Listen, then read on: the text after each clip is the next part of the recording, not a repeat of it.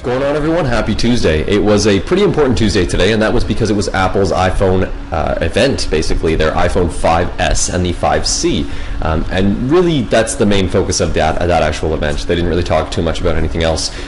It was interesting because they didn't really broadcast it or live stream it to anyone except those, I believe, in China, and there was one other country, but it wasn't available to us in Canada, and certainly definitely not in the States.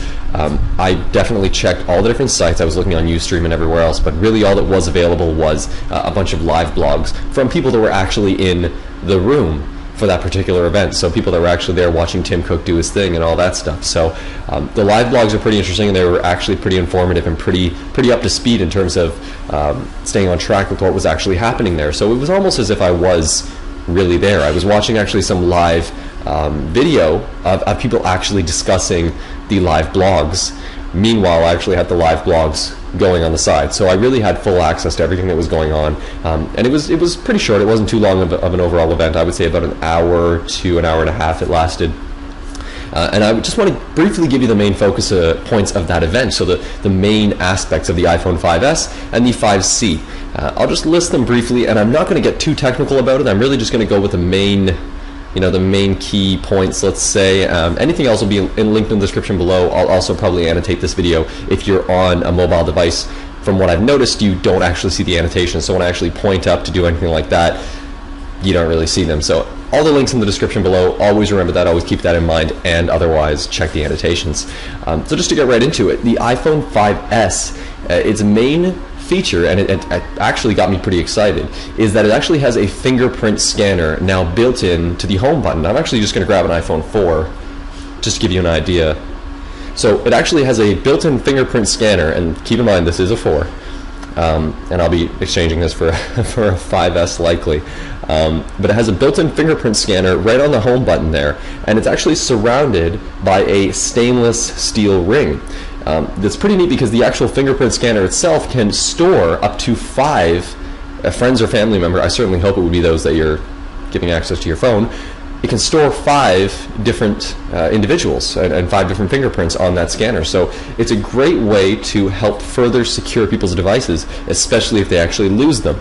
So that was one of the main points of the iPhone 5S. The other main point was that it actually comes in gold, silver, and black, and the black is kind of like what they already have. It's almost like a dark gray.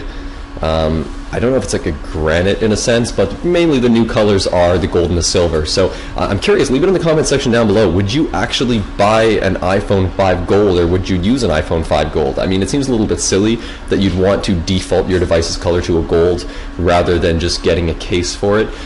In most cases, people just get cases anyways, and they end up covering up the colors. So it's a little bit odd in my opinion. But moving on, aside from that, the other big upgrade in the 5S is that it has a 64-bit processor for all you techie people out there. Basically, that just means it's considerably faster than the previous devices. Actually, they had noted that it was twice as fast as the previous iPhone version, which is the iPhone 5. It also comes with a new camera, and that new camera boasts a slow-mo feature, so slow-mo video, and that actually looks pretty cool, and I actually am pretty excited about that, because if I'm actually filming videos out and about, you can just slow it right down. It's actually becoming pretty popular nowadays to see some of these slow-mo videos. A lot of artistic type people, I'm sure, are going to be making tons of really cool stuff with that. One more feature for the camera was that it actually has a dual flash feature now, which again is going to be great for just giving that supportive lighting, because I noticed in the previous iPhone versions it had to, the camera wasn't the greatest, and even on my Galaxy here, I noticed that my camera is significantly better than my iPhone, and I've, whenever I take a picture, I always do it with this for Instagram, and it's funny, I actually have to sometimes send it from this phone to my iPhone so that I can use the emoticons and all the other little knickknacks that the iPhone has, because I don't have any sort of fancy emoticons on this, or at least I haven't downloaded them. But moving on from that, basically that's going to be the main focus, or those are the main focal points of the iPhone 5S, and that's why it's going to be a relatively popular device in my opinion. They actually noted that the iPhone 5 was their best-selling iPhone ever, which is pretty Interesting. I didn't really realize that, but I certainly anticipate that the 5S is going to be doing considerably well as well, especially with this fingerprint feature, because it's pretty cool. It's a pretty neat idea, and you know, for techie kind of people like me, I really do enjoy that stuff and those types of innovations. I certainly hope they patented that. I definitely assume they did. I don't know. It seems that there's a lot of different patent battles going on between, you know, Samsung, Apple, and yeah, I'm sure even Microsoft and Nokia recently. But moving on, the iPhone 5C is the other device, and that is actually, it doesn't stand for cheap. A lot of people seem to think it's iPhone 5C for cheap, but it actually, it more likely stands for color. And that is because the iPhone 5C comes in 5 different colors, and that is blue, green, pink, yellow, and white. And I'll put all the links in the description below to take a look at some of these things, because it's pretty cool. I may even just throw up some stuff throughout the video if I got some photos available. It's made entirely of plastic, but it doesn't feel cheap, apparently. A lot of the people, and I read this from some of the people that were in the room at the live event, and it's, you know, it may be important to note there was only actually about 100 to 150 people in that room at the live event that were live blogging and doing things like that. So my information is coming from all sorts of different resources. There were some people from TechCrunch in the room. There were some people from Mashable. I believe there were some people from, I don't know if there was someone from Bloomberg. I hope they would have someone from Bloomberg Tech, or Fast Company or something like that. But I mean, I had a lot of different resources anyways. But as per TechCrunch's opinion of the actual device and how it holds in your hand, it doesn't feel cheap. It actually feels like a pretty solid piece of equipment, and I assume it'll do quite well on the drop tests, because I know how much people love to do these drop tests and get really creative with it, even though I don't think many people drop their phones from 10-story buildings and stuff like that. But I'm sure it'll hold up quite nicely with that drop test. So it'll be a good alternative to the 5S if you want to look for a cheap or a cheaper device. The interesting thing to note is that they didn't really mention any sort of pricing with the 5C, and the price point that a lot of people were talking about as sort of the benchmark or the ideal price for the 5C was that it would be $350 off contract. Now, they didn't actually mention that. From what I recall, they mentioned that it would be $99 on contract, so it's hard to say what it would actually work out to off. Anyways, I'm sure that'll all come into fruition soon enough.